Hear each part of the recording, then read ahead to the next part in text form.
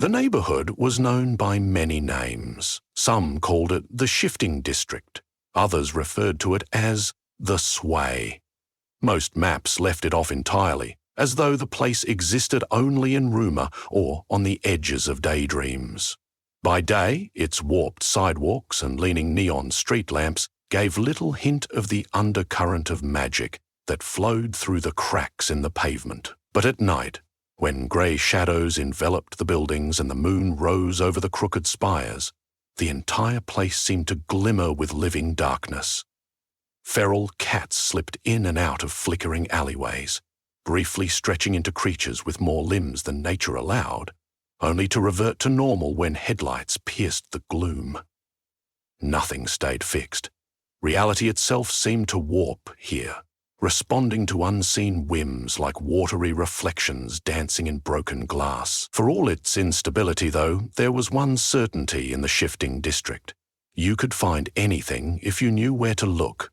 From black market potions promising midnight illusions to contraband relics that lit up with eerie glows, the district had it all.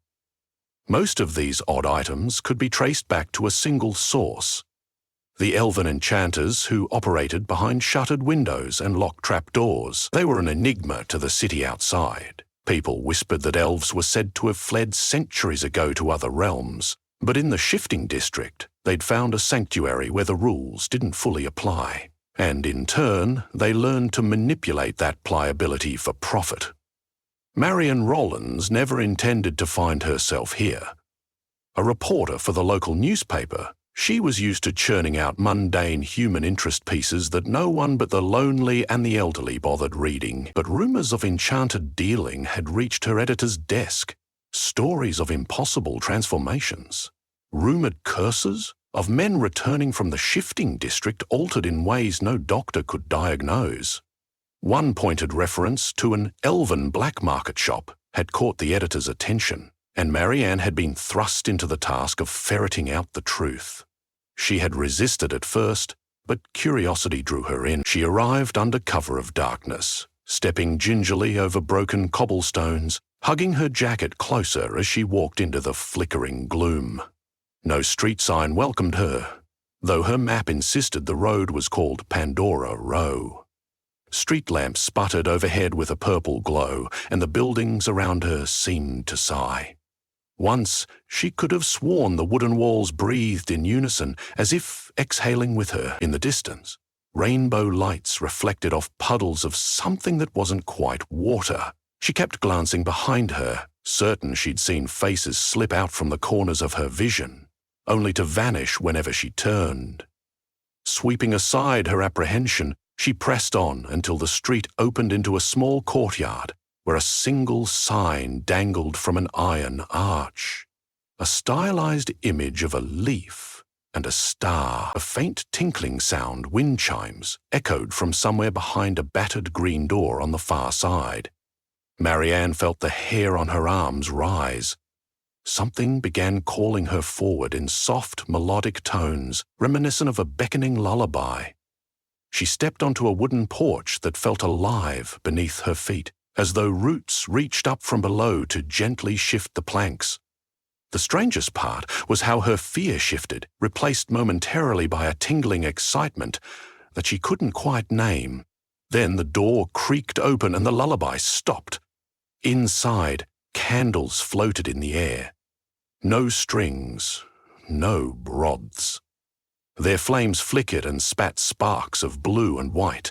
Tiny motes of light danced around cup after cup of powders and herbs, all arrayed on shelves against the walls. A sweet, heady smell clung to the air, the aroma of night-blooming flowers mixing with something like freshly fallen snow. Marianne stepped inside, carefully, her pen clutched in one hand, a battered notepad in the other. The door closed behind her on its own. Across a wooden counter sat an elf, elegantly slender, ears tapering to delicate points, crow-black hair cascading down to greet them. His skin had the faint iridescent sheen that stories claimed was unique to elven kind. "Welcome," he said softly, voice carrying a resonant musicality. His striking green eyes lingered on Marianne as though measuring her soul. "I've been expecting someone, but I wasn't certain it would be you. What brings you here?" Marianne attempted a professional smile. "I'm a reporter," she said, raising the notepad. "No illusions, no secrets. I'm looking for answers. People say enchantments are sold here. Illegal ones." A slight tilt of his head told her both that she'd revealed too much too fast and that he approved of her directness. "They say many things," he replied, "but let's not speak in circles. We are both creatures seeking truth of one kind or another, yes? Looking for a story, are you?" She nodded, and he motioned for her to sit on a stool by the counter. The stool wobbled, jostling her for a moment, as though adjusting to her weight. Behind the elf, the shelves glowed faintly, jars shifting in colour from rose to amber, then to teal. She found herself entranced. She could almost see shapes moving inside the jars, swirling lines, tiny dancing silhouettes. An uneasy thought crept in that these substances might be alive. "Allow me to introduce myself, child of mortality," the elf continued, spreading his arms in a theatrical gesture. "I am Lathian, caretaker of this humble shop of wonders. Though it may be that I dwell in the domain of the forbidden, such distinctions are fluid in the shifting district." The corners of his smile carried a hint of mischief, and Marianne realized her heart had begun to pound. She cleared her throat. "I've heard your enchantments can do unusual things. Some claim they experienced twisted side effects, transformations that nearly consumed them. Are you aware of any dangers?" Lathian regarded her for a moment. Then he stepped away from the counter to fetch a dark wooden box. Setting it gently on the surface, he flipped the lid open. Inside glowed 3 vials, each containing a shimmering substance that shifted colour every time Marianne blinked. Something about them felt alive. "These," Lathian said, "are what keep this world fascinated by elven magic. They are illusions refined into consumable form. One drop dissolves the walls between what you think is real and what truly can be. Users speak of seeing into others' memories, hearing the music of the ancients. Some become lost in the illusions forever. Such is the nature of dealing with the intangible." Moving to her notepad, Marianne attempted to keep her hand steady. "So these illusions are mind-altering?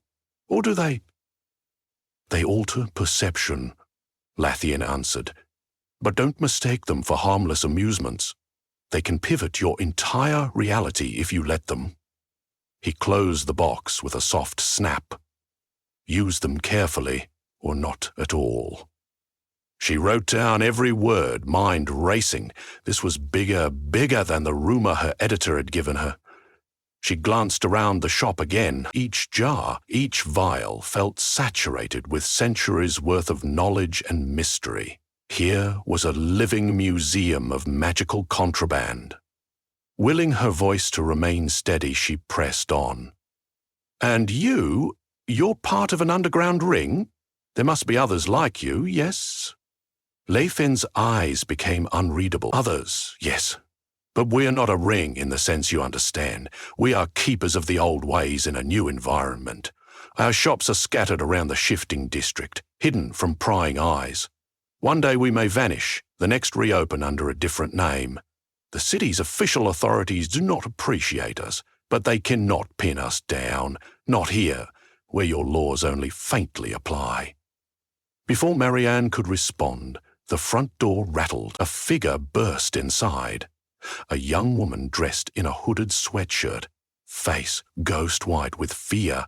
She stumbled to Lathian, words tumbling from her mouth in frantic whispers. Her hood slipped back, revealing pointed ears.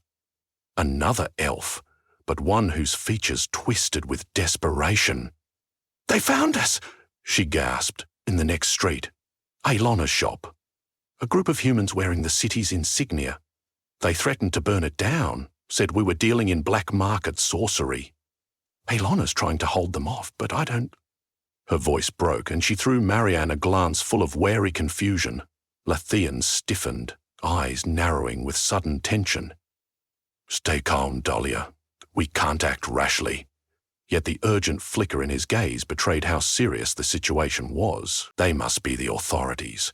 I heard rumors of a task force making its way here, intending to root out dangerous subcultures. Marianne felt her stomach drop. The city's leadership had always run a strict line, claiming to keep residents safe from rogue magic. For them, the shifting district was a pocket of chaos in a world that insisted on normalcy. She felt unexpectedly. Instinct told her to run. There was a story out there, maybe even a chance to break the biggest scoop of her career.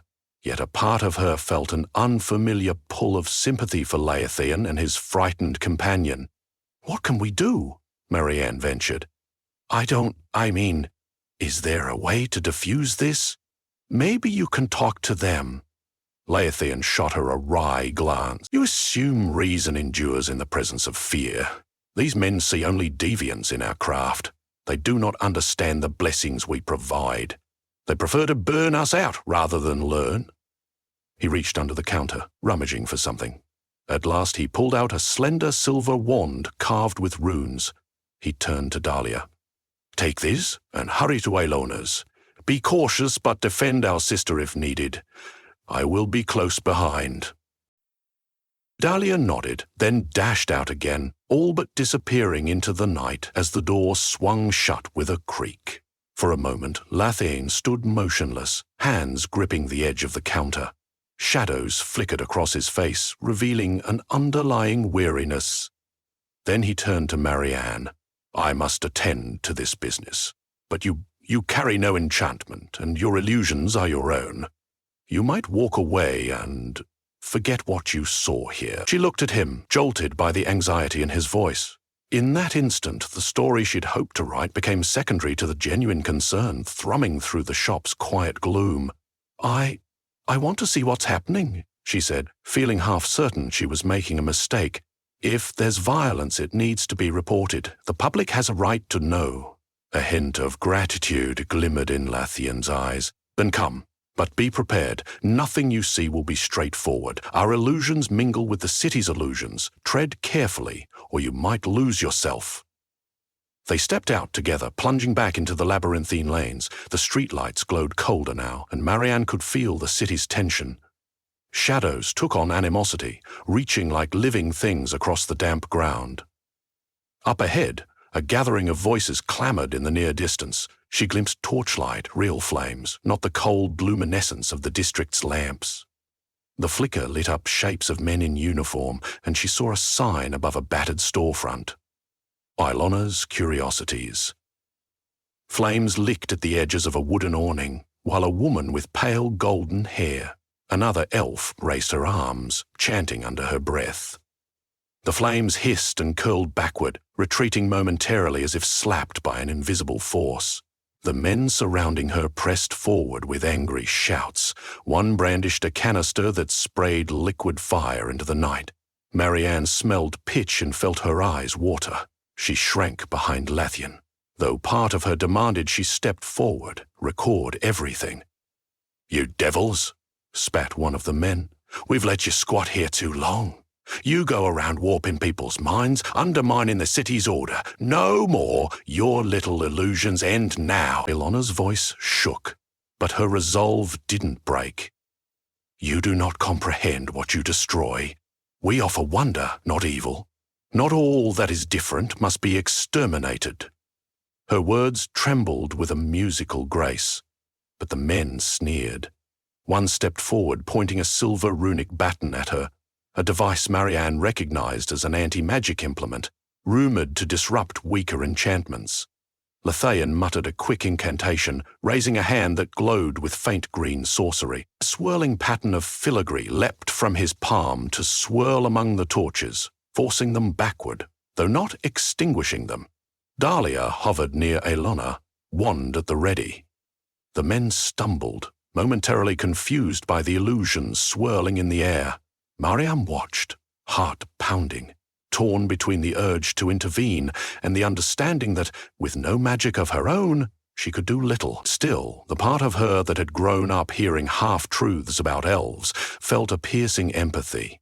These were living beings fighting for the chance to exist in a city that scorned them, and the city, in turn, was too rigid to accept a type of magic that might broaden people's perspectives. Suddenly, the man wielding the runic baton lunged forward, kicking a pile of crates aside. He aimed the baton at Lathian, a small pulse of static magic crackling. Billion stumbled as something snagged his power, and the illusions faltered, leaving the street dangerously close to open flames again. Aelona and Dahlia struggled to contain the immediate threat, but the city guard poured accelerant across the storefront. In that moment, Marianne found herself stepping forward. "Stop!" she yelled, voice echoing off the warped walls. She held up her notepad, unsure why that might matter. "I'm a reporter. What you're doing is an illegal act of violence against city citizens." "They are not citizens," spat the guard. "They're squatters, black market criminals peddling hallucinatory contraband." His flinty eyes fell on her. "You want to defend them? You'll go down with them." Before Marianne could reply, Lithian twisted his hands in a quick gesture, creating a swirling haze of azure light that enveloped both Marianne and himself. The next second, she felt weightless, as though the ground had vanished, only to find herself and Lathian crouched behind a half-toppled wall 10 feet away. Teleportation. The thought dissolved in her mind as adrenaline spiked. From this new vantage, she caught sight of the growing chaos. The men now hurled blasts of that canister's liquid fire, ignoring Aelona's attempts to push it back. Steam rose in glowing tendrils. Dahlia and Aelona's combined illusions wavered under the onslaught. The storefront's wooden facade began to splinter and burn. Fear clenched Marianne's gut. The elves were outnumbered and the guards showed no sign of retreat. Lathian whispered, "We have to stop the accelerant. If we can disrupt that flame source, we might drive them off." He glanced at Marianne with a resolve that made her nod without words. She peered around, scanning for a weakness. The men stood encircled near the storefront, brandishing silver batons and the canister. Flames danced on the ground around them, setting the street alight in patches of flickering orange. Then, Marianne noticed a hydrant half buried in twisted vines near the corner, the metal glinting in the unnatural light. If they opened it, water might scatter the flames, or at least hamper the guards' approach. She pointed. "If we can get that broken open, we may at least create a barrier of water." Latian's eyes lit with sudden inspiration. "Hold on." He pressed his palm to the ground. A faint tremor ran through the cobblestones, making them ripple like waves. The hydrant began to distort, as though kneaded by unseen hands. Without further warning, it burst, unleashing a geyser of water that shot upward, dousing the street in a deluge. Shouts erupted as the guards staggered back, the surge extinguishing some of the flames while raising gouts of steam. In the tumult, Dahlia rushed forward, silver wand glowing, and with a swift slash, she yanked the canister away from the men. Aelona's illusions solidified once more, forming a shimmering barrier around the storefront. One guard, cursing, slipped in the torrent of water. Another tried to run forward but was tackled by swirling illusions that materialized into ghostly rope. In the confusion, a gap opened. Lathian gestured to Aelona and Dahlia, urging them to retreat. They vanished into the shops behind them, the illusions shimmering in their wake. Smoke and steam rolled across the street. The guards, soaked and glowering, began to regroup. Their leader glared around, baton sparking. "Fall back," he shouted to his men, though reluctance burned in his eyes. "We can't fight illusions in this water." A few stragglers hurled curses, but they followed orders, trudging angrily down the street. Soon enough, the flicker of their torches faded into the distance, leaving behind the sizzle of dying flames and the pungent smell of scorched wood. The shifting district's usual hush crept back in, accompanied by the sloshing of water dripping into half-empty gutters. For a moment, Marianne, Lathian, Dahlia, and Aelona merely looked at one another. Relief warred with the knowledge that this was only a reprieve. The city authorities clearly saw the elves as a threat, and they wouldn't stop unless they were regulated or driven out. Marian closed her eyes, struggling to reconcile her journalistic instincts with her sudden kinship for these hidden enchanters. "It'll only get worse from here," Ilona murmured, her voice trembling as she cast a dismayed glance at her damaged shop. "I can restore the illusions, but next time they might come with stronger weapons, more men. We can't hold out forever." Lathian ran a hand through his hair in frustration. "We have wards, illusions, but the shifting district isn't an impenetrable fortress. The city wants us gone, no matter the cost." Dahlia lowered her wand, exhaustion etched across her delicate features. "We should take the shops underground, move deeper into the labyrinth. We can re-establish trade through hidden pathways. It'll be safer." Marian listened, her heart twisted. She was the outsider who had come seeking a story, but she'd found a battle for survival. Could she help them by exposing the truth in the newspaper, or would that only fan the flames of fear? The city thirsted for sensational headlines, and her editor would eagerly publish a piece about violent contraband under the headline, "Elven Sorcerers Threaten Public Peace." Would the public show empathy or cry out for more brutal crackdowns? She didn't know. Sensing her turmoil, Lathian placed a gentle hand on her shoulder. "You want to bring this to light, I understand. There is a quiet power in truth, as well as in illusions.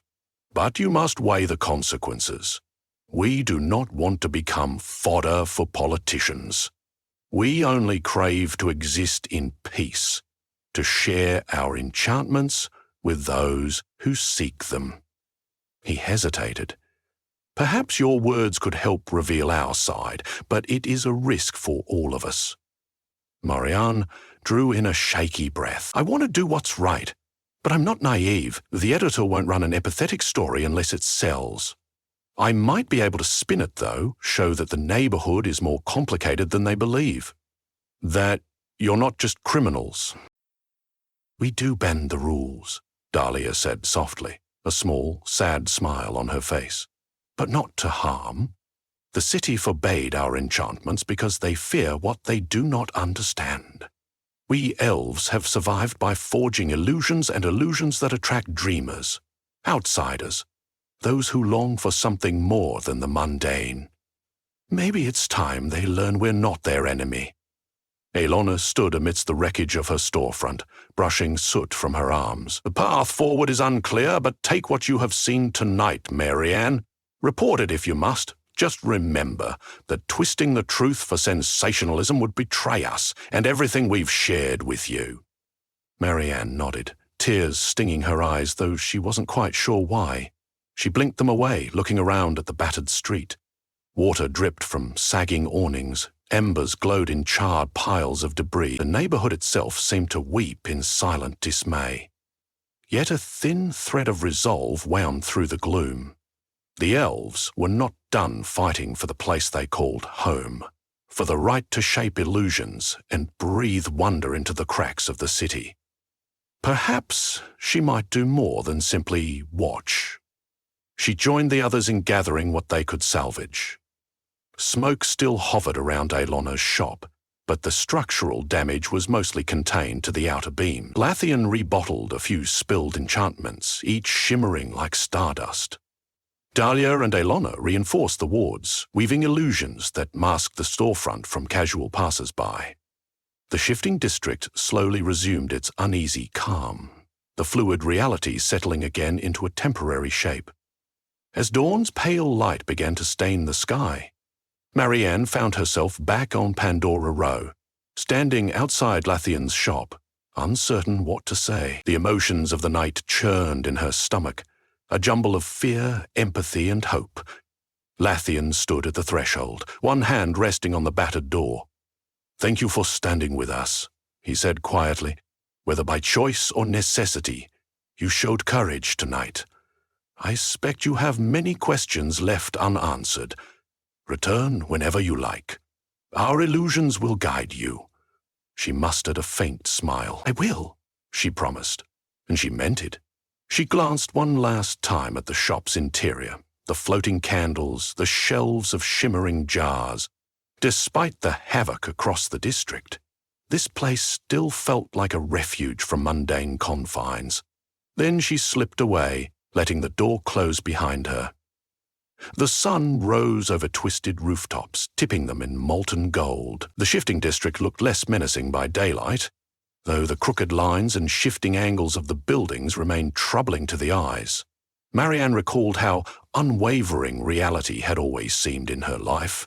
Now she saw how fragile it could be in a place where illusions were as real as the ground underfoot. As she navigated back to the city's familiar streets, dusty with morning traffic and grumbling buses, her mind raced with everything she'd seen. Flames, illusions, the helpless fury and the determined spirit of the elves. Her notepad felt heavy in her bag, weighed down with secrets that would become either a sensational scoop or a plea for understanding. At the office later that day, she faced her editor's sharp gaze. The older man asked for details, eyes gleaming with the thirst for a scandalous story. Marianne hesitated, her pen trembling against the blank page. Memories flickered. Dahlia's terror, Latienne's wisdom, Ailona's determination. If she sketched this from a single angle, the city would pound the shifting district into ash. If she spun it another way, she risked her editor's wrath and possibly her job. In the end, she wrote what she knew, that a band of enchanters existed, misunderstood and hunted, retaining ways that were magical, yes, but also vital to the city's soul. She wrote about illusions that opened the mind and spurred creativity, about the terror of those who could not understand such power. She risked telling the story that might spark compassion rather than fear. In time, she would learn whether people could open their hearts or if they'd cowered behind their prejudices and let the city's illusions remain unbroken. When she finally left her desk, the sun was disappearing beyond the horizon. Night unfurled again, and she felt the tug. She wound her way back to Pandora Row, drawn by the knowledge that her life's path might have irrevocably changed. It was more than a story, more than a job. It was stepping across the threshold into wonder, into the fluid shape of the world, a place where she might choose to see magic or fear. She took a deep breath. She chose magic. And she stepped forward, returning to the shadows where elven enchantments lit up the dark, revealing a deeper truth beneath the shifting city streets.